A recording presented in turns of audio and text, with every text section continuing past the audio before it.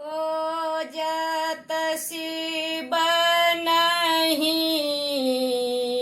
भेटली भवानी पार्वती पति बनल मसानी पार्वती पति एक समय श्री दक्ष प्रजापति यज्ञ केलन बड़ भारी। एक समय श्री दक्ष प्रजापति यज्ञ केलन बड़ भारी। सबके नौत पठोलन लेकिन शिव के न खोज पुछारी। सबके नौत पठोलन लेकिन शिव के न खोज पुछारी। भेलन शिव के हर्षन विस्मय बात देलन टारी। बात देलन टारी शिव के कहल गौरी। शिव के कहल गौरी बात न मानी पार्वती पति बनल मसानी पार्वती पति। कहलनि उमा जायब हम नैहर बात हमर हर मानू। कहलनि उमा जायब हम नैहर बात हमर हर मानू।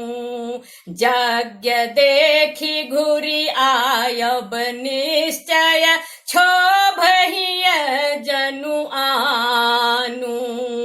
यज्ञ देखी घुरी आयब निश्चय क्षोभहिय जनु आनू। भेलन शिव के हर्षन विस्मय बात देलन टारी। बात देलन टारी शिव के कहल गौरी। शिव के कहल गौरी बात न मानी पार्वती पति बनल मसानी पार्वती पति। चलली उमा नैहर देखैल पितुगृह यज्ञ अकेली। चलली उमा नैहर देखैल पितुगृह यज्ञ अकेली। कतहु न पावल अंश पति के सती अपमानित भेली। कतहु न पावल अंश पति के सती अपमानित भेली। सह नहीं सकली हवन मरम के कुंड में समेली। कुंड में समेली भेली भस्म जरी। भेली भस्म जरी सती महारानी पार्वती पति बनल मसानी पार्वती पति। इमहर देखलनि ध्यान लगा के शिव शंकर त्रिपुरारी। इमहर देखलनि ध्यान लगा के शिव शंकर त्रिपुरारी। सती सिधारल स्वर्ग लोक के बिनु पति पाँव पखारी।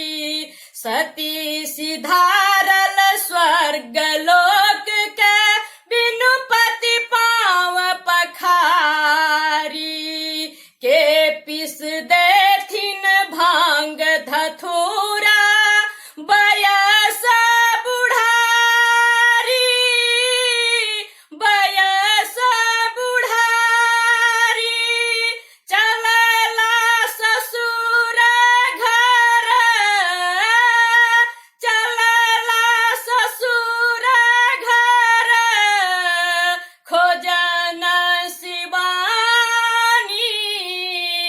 पार्वती पति बनल मसानी। पार्वती पति